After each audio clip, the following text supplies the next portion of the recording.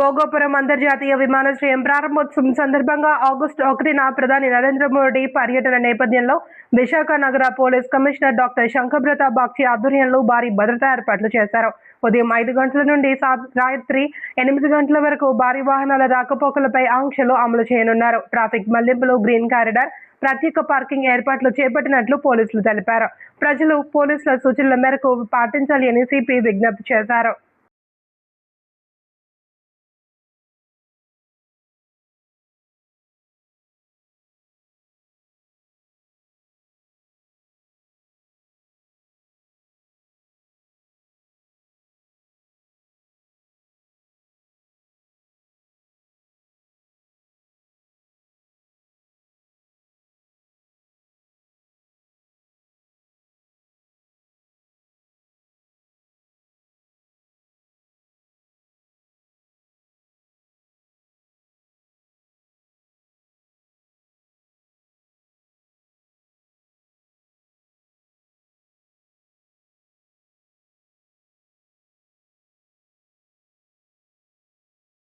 నమస్కారములు. ఈ రాత్రి పిలిచాము ఎందుకంటే టైం తక్కువ.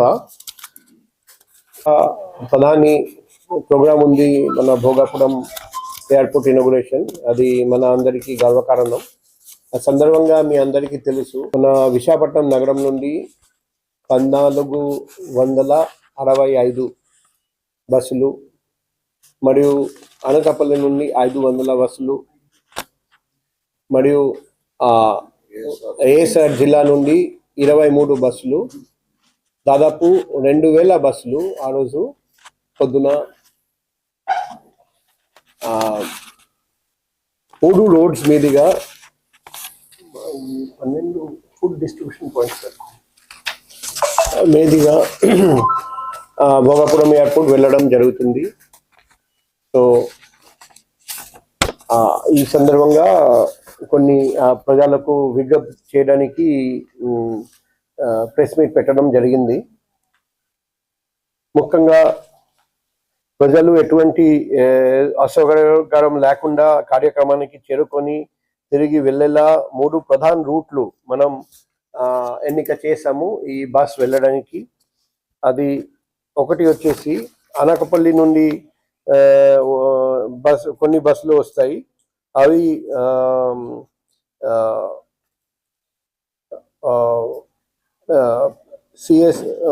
పిఎస్ఎల్ జంక్షన్, అనంతపురం మరియు రాజ్పులవ మీదుగా సభా ప్రాంగణానికి చేరుకోవాలి. అక్కడ ఇంకొకటి వచ్చేసి అది భీమిలి నియోజకవర్గం వాళ్ళు మధురవాడ, అనంతపురం, తగడపు వలస, రాజపులవ,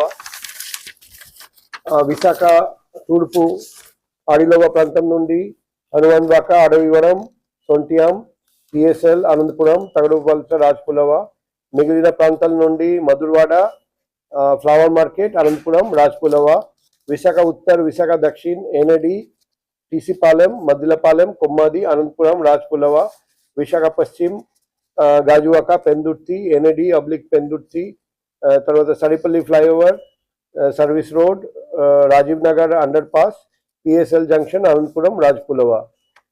సో 1వ తేదీ ఆగస్ట్ నెల ఉదయం 5 గంటల నుండి 10 గంటల వరకు, అలాగే మధ్యాహ్నం 2 గంటల నుండి రాత్రి 8 గంటల వరకు విశాఖపట్నంలో ఉన్న వాహనదారులు అత్యవసర అయితే తప్ప సాధారణ ప్రయాణికులు ఈ తమ ప్రయాణాలను వాయిదా వేసుకోవాలని విజ్ఞప్తి చేస్తున్నాం.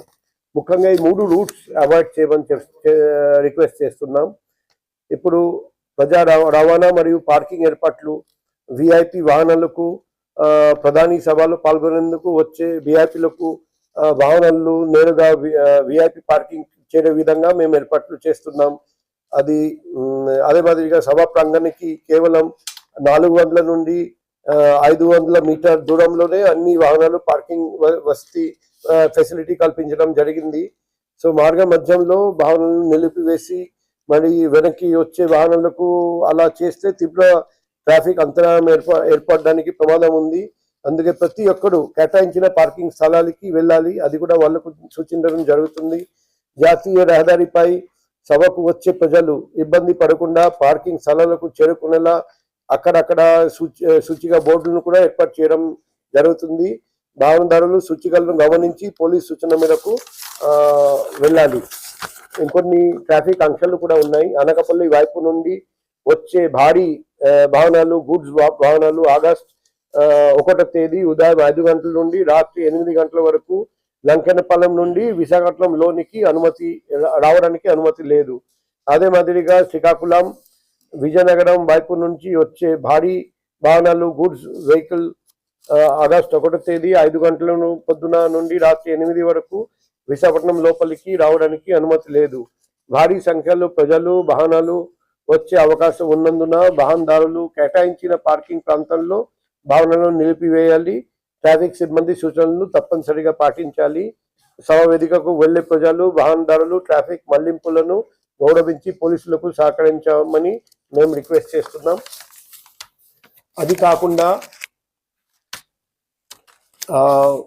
వాహనాలు రోడ్ మార్గ మధ్యలో ఎక్కడ నిలపడానికి వీల్లేదు. ఎందుకంటే నేషనల్ హైవే ఇటువంటి ఇంపార్టెంట్ రూట్స్ ఉన్నాయి.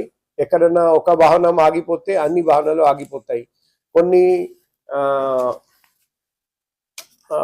బాటిల్ నెక్స్ ఉన్నాయి. కొన్ని చోట్ల వెడల్పు తక్కువ, తర్వాత బాస్ స్టాండింగ్ చేయడం కష్టం. అక్కడ పోలీస్ వాళ్ళు ఉంటారు. పోలీస్ వాళ్ళు సూచన మేరకు వాళ్ళు మళ్లించాలి.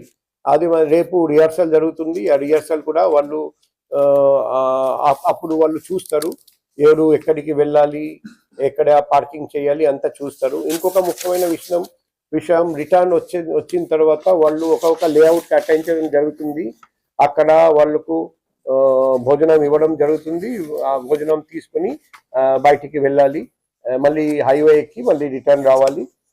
అది కూడా జిల్లా కలెక్టర్ గారి ఆధ్వర్యంలో 12 ప్లేసెస్ కేటాయించడం జరిగింది.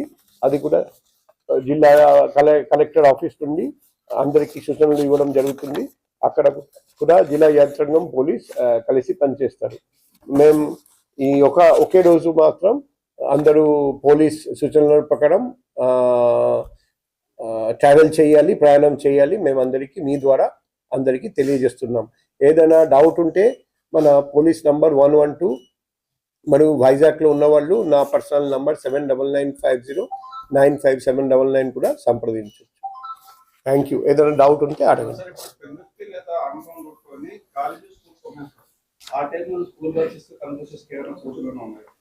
ఇప్పుడు అది శనివారం స్కూల్ కాలేజెస్ అన్నీ ఉంటాయా? Okay, first Saturday. అయితే మేము జిల్లా కలెక్టర్ గారితో మాట్లాడతాం. స్కూల్ కాలేజ్ గురించి ఏమైనా సూచనలు ఆయన ఇస్తారేమో, అది మేము రిక్వెస్ట్ చేస్తాం. ఇంకా ఏదైనా డౌట్స్ ఉంటే చెప్పండి. మేము 2 లక్షల వరకు రావచ్చు, ఇంకా 3 లక్షలు కూడా కావచ్చు. ఫైనల్ గా ఎంతమంది వస్తారో మనం వేచి చూడాలి. అదే ఈ 3 రూట్స్ మనం భద్రత ఏర్పాట్లు చేస్తున్నాం. మొత్తం డ్రోన్ ద్వారా పరిశీలిస్తాం. అన్ని చోట్ల పబ్లిక్ అడ్రస్ సిస్టమ్ పెడుతున్నాం.